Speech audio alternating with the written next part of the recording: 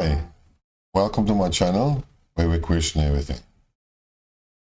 Today's topic is why I disagree with Larry Johnson. And this is my second video of today where I am on the warpath. Fortunately, Larry is not the reason why I am on the warpath. But my third video will clearly explain to you why I am. Just a little bit of background.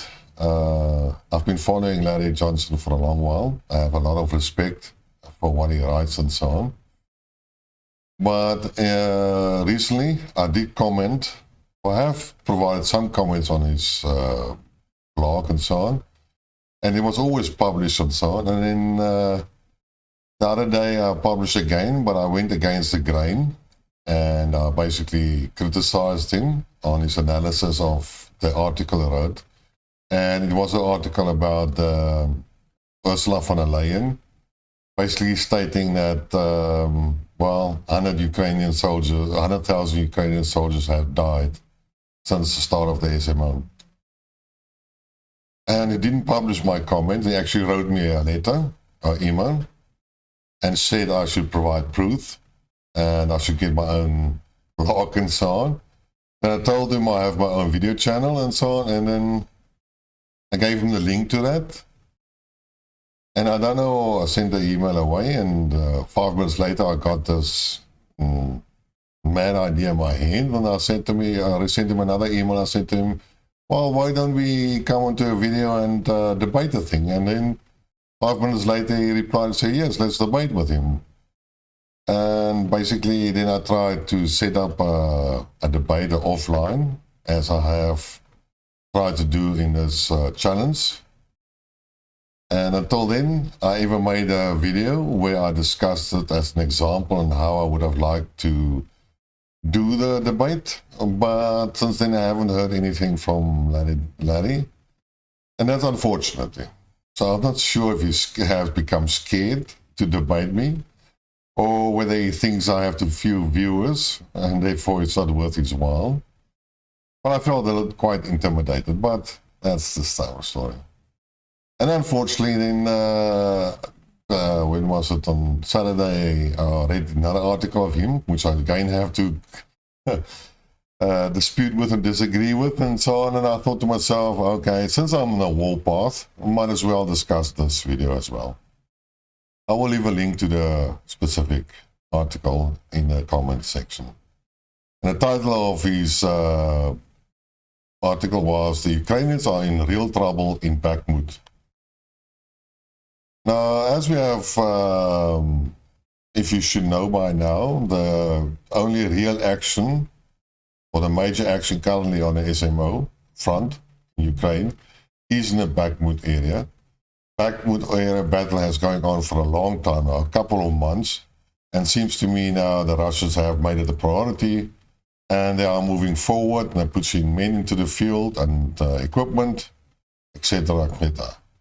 But in any case, so Larry talks about an opinion piece that was published in the Dallas Morning News by Holly McKay, who clearly sides with the Ukrainians, and apparently she admitted an uncomfortable truth. Now, you know, America is big, has a lot of states, and all right, Dallas Morning News, one of the few newspapers of many in America, too numerous to mention, but all right, let's call it a day. In any case, she states, and I will read here, a victory for the Russians, even one that resembles the apocalypse, is a very real and very jarring possibility. For the Kremlin, securing Bakhmut, one of the few places it is not retreating, represents a frenzied feat needed to change the narrative of that losing special military operation. And she goes on a little bit further, helplessly watching the missiles, Russian missiles, in any case. And then he comments on that and says that Holly indulges the fancy that Russia is mostly retreating. That is a lie. he states clearly. Russia is moving on a broad front in Donetsk, and the Ukrainians are paying a terrible price. No, Larry. The Russians have been retreating. The Ukrainians have won territory. They haven't won the war, but they have won a lot of territory back from the Russians. The Russians have retreated. That's a fact. That's not a lie. They have retreated on Isium.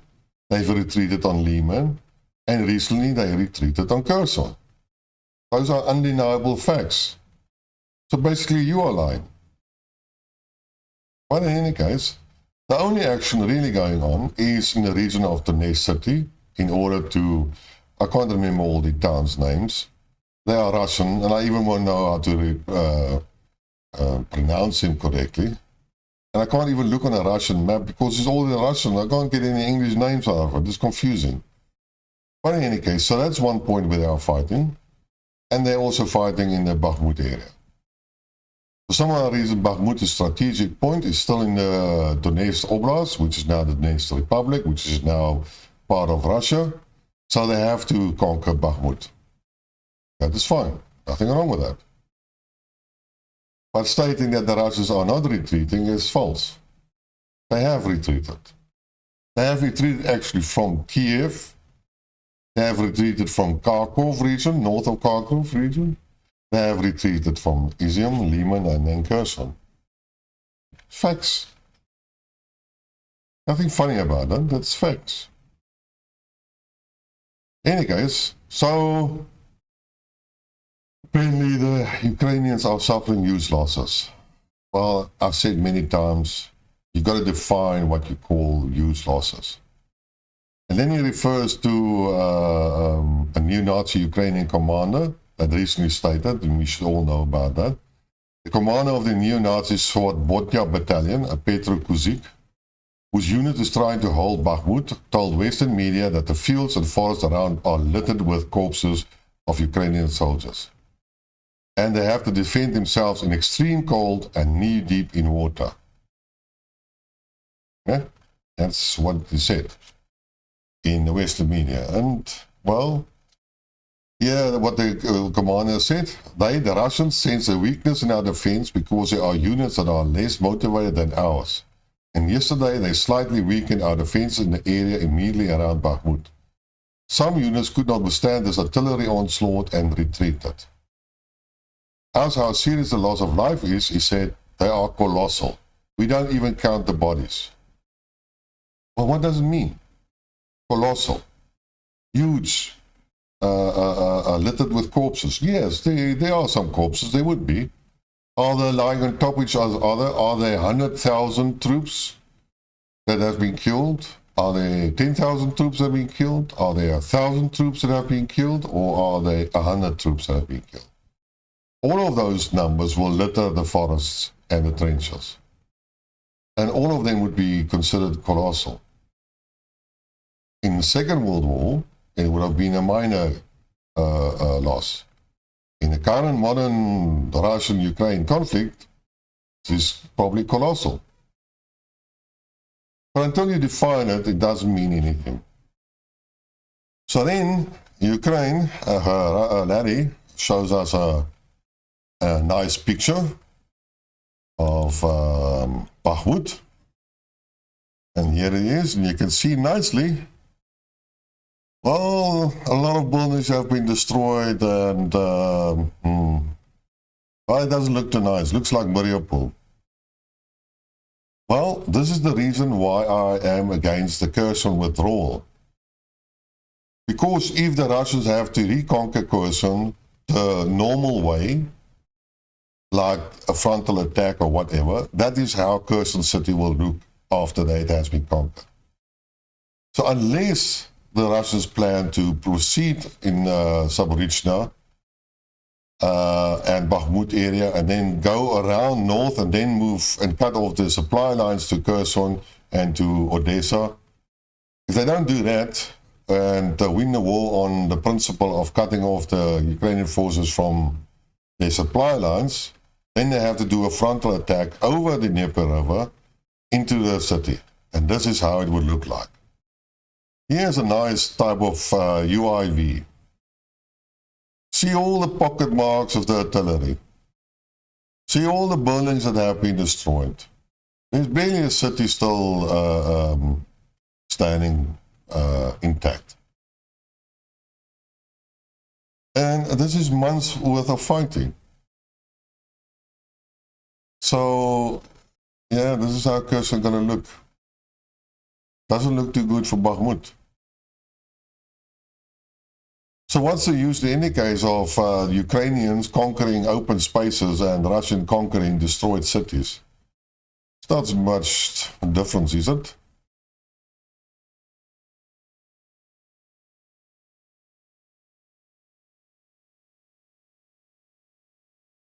Yeah, we have some Ukrainians hiding in a basement and experiencing some Russian bombardment. Меня волной Everything is откинуло. destroyed. Засыпало подвал наш.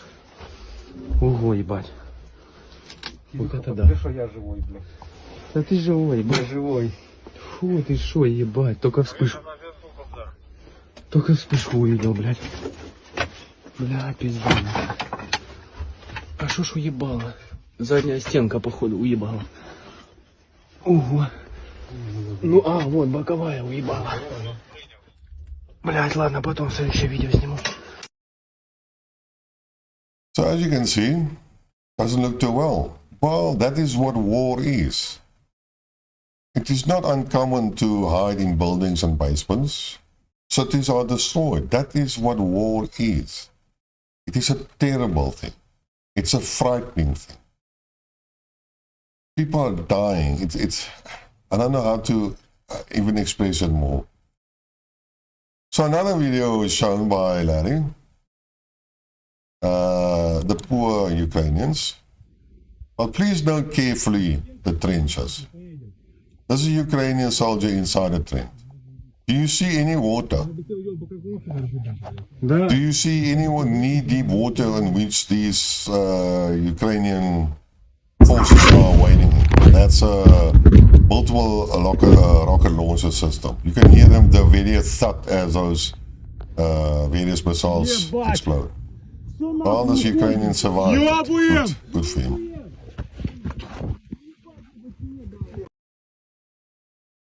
And then we have another example of a missile attack. This is now Russian firing apparently an anti-tank weapon in the night onto Ukrainians' position. You can see the Ukrainians there.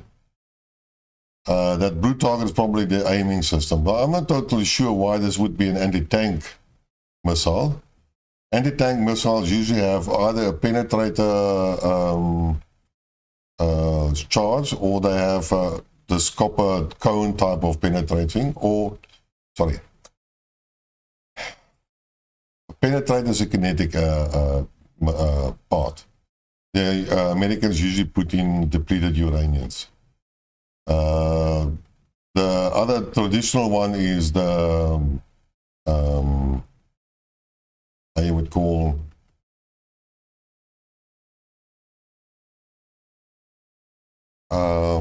the copper cup shape charges.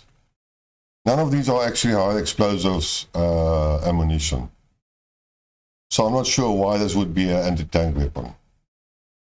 It might be some other form of guided missiles. But I don't know, not an anti-tank. What does it hit? What sets off what does the fuse at the front when it hits a tank? That sets it off, and then the whole shape charge goes off. And if it's a penetrating kinetic round, then it sort of changes throws up the submod, and then it's just this high, heavy spear that basically proceeds. For anti-personnel, you need a sort of HE, explosive device with fragmentation. So, for my opinion, it cannot be a anti-tank weapon. But that is what Larry says, and if you want to believe Larry, then that's fine. And then in the last section of his article, he says that he has recently took a trauma combat casualty care course offered by a retired Delta Force operator. Now, Larry is not young. He's not in a war. So I'm not totally sure why he did this course, but he did it. And he says that the US military force learned a lot about how to treat combat casualties with massive hemorrhages. That means blood, bleeding. And then he provides a nice photo below. And the Ukrainian casualty is wrapped in a space blanket. That's good, right? Nope, he says. Before taking this training, I assumed that the appropriate way to warm a casualty was to use a space blanket. If a wounded soldier has some major bleeding, the first step is to apply a tourniquet. One consequence of a large bleed is hypothermia. Wrapping someone in a space blanket, so I discovered in a class, is like wrapping an ice cube with aluminium foil. It appears a critical piece of treatment protocol has not been taught to the Ukrainians. Now, I wonder if the Russians made the same mistake. Now, this is basically the image. How can Larry make such a conclusion? Remember, Larry is supposed to be a CIA analyst.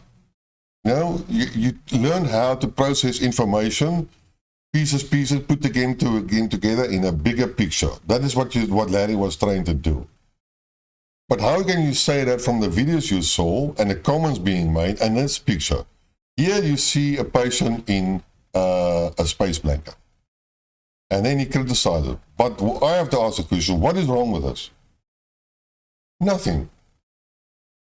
If the soldier had excessive bleeding, hemorrhages, then he would have been fitted with a tourniquet.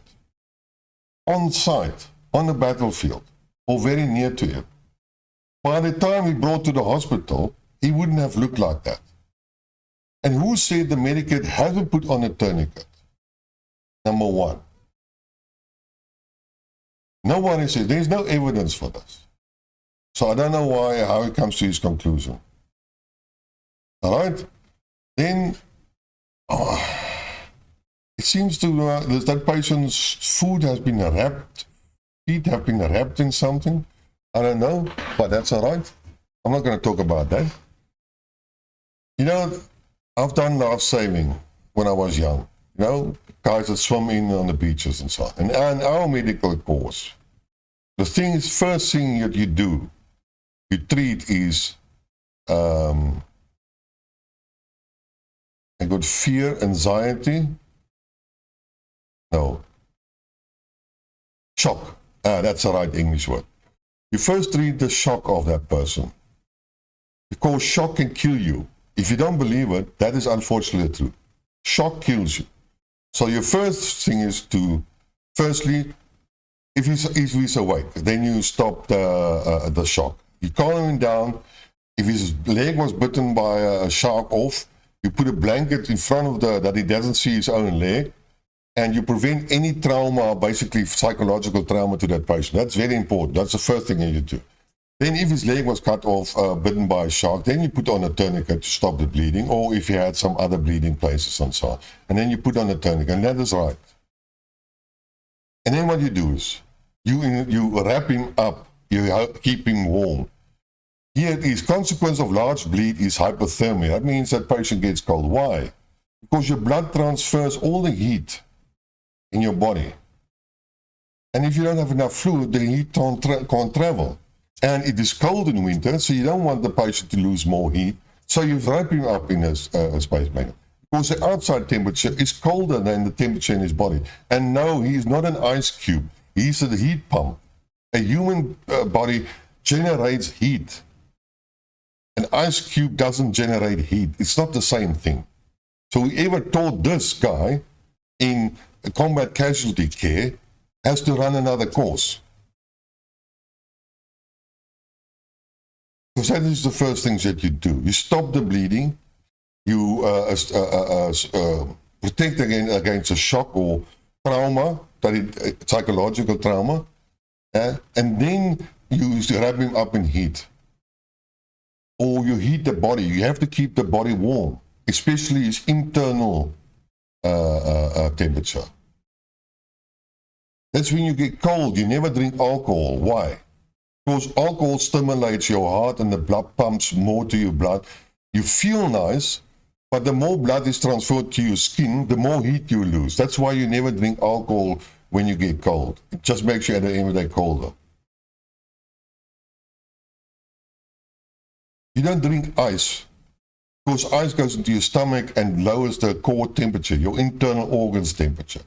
Those are the things that you have to protect against heat and cold. And it is supposed to be winter. So the outside temperature is lower than the body temperature. So you wrap him up in this.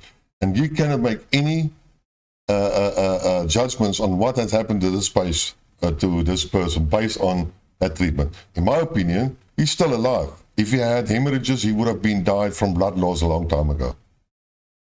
So everything is here correct. But Larry, no.